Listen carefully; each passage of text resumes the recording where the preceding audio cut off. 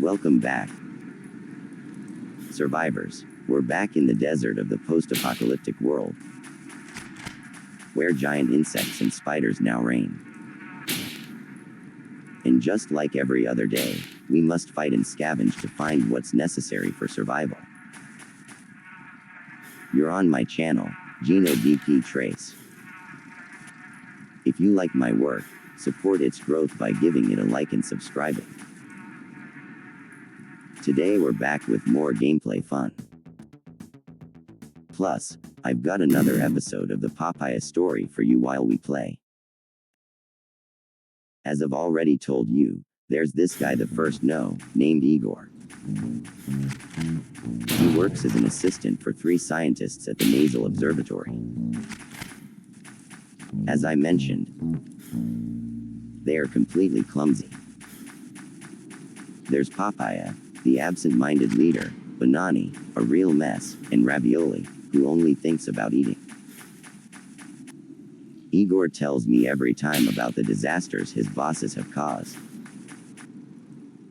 I was just telling you about that time they realized at the very last minute they had to leave for a work conference. We left off when Papaya and the others missed their flight to the Dark Matter conference and ended up stuck at the airport with Papaya's clone card. The brilliant minds spent the night sleeping on their suitcases. But it's now 8 o'clock, and Papaya calls customer service to unlock the card. Perfect. Papaya, but now we need to rush to the ticket counter. Stop. Wait a minute. Why are they going to the ticket counter? Isn't it just paying for the ticket online from your phone? Maybe Papaya doesn't want to risk making the same mistake twice. Maybe Ravioli could distract him with a hot chocolate or, well, you never know. Better safe than sorry. Very wise of you, although this ticket will be a bit pricey. Oh well, if NAASAL is footing the bill, you'll just have to explain it to the boss. How? Maybe something like, you know, boss, Papaya was afraid he'd forget to pay. So he paid for the tickets at double the price at the ticket counter. Was it hard to pay? I don't know, it seems like you just had to press that big green button that says, pay. Oh. Right. Great idea. Papaya, spending all that money. But in their rush, something fell out of his pocket. Watch out, shouts Banani, scaring everyone. Even the security officers were startled, thinking Banani had spotted a bomb ready to explode. Actually, Igor explains to me that it was indeed a bomb, but of another kind. You dropped something from your pocket.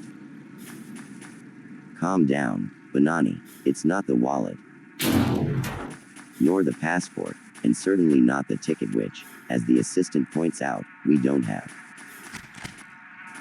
It's just the flyer for the conference. Nothing much, Banani, you almost made half the airport jump out of their skin for a simple, harmless flyer.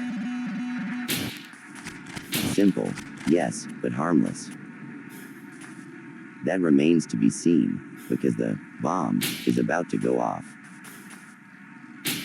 What's today's date? Banani asks. Banani, how can you be so distracted you don't even know what day it is? But Banani wants to know what month it is, too. Banani, will you stop it with these silly questions? We don't have time to lose, we have to go buy the ticket, at the boss's expense, but Banani insists. Banani, it's June 23rd, obviously. Well, take a closer look, Papaya. Look closely at what's written on the flyer. Dark Matter Conference on July 23rd. It's July 23rd, not June 23rd. Ravioli's brain has finally connected the dots. You mean we went through all of this for a conference that's only next month? The answer is, yes, dear Ravioli.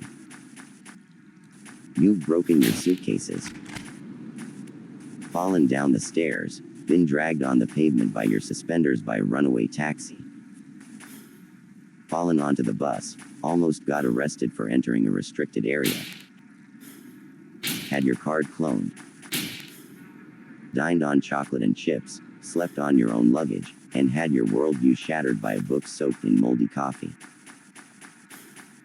All for a conference that will be held next month. Yes. Let me repeat. Next month. At this point, Igor doesn't even need to make one of his remarks, because the situation speaks for itself. But, just so we're not disappointed at the end, here it is anyway. At this point, the real scientific discovery is how you manage to complicate your lives this much without even leaving the airport. And so, my friends, I said, at the end, because Igor's story stops here for now.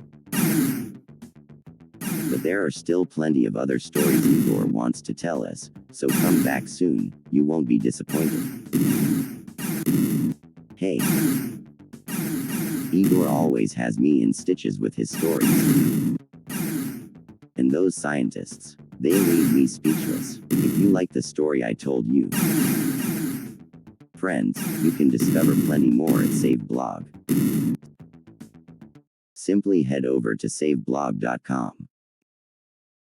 If this game interests you and you'd like to play, you can get a free demo on itch.io.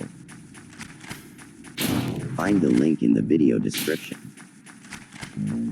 Guys, Igor always has me laughing out loud with his stories. And those scientists, I'm at a loss for words. Thanks for checking out the video, and make sure to return for the next one and more stories. If you enjoyed this, please give it a like and subscribe. See you soon.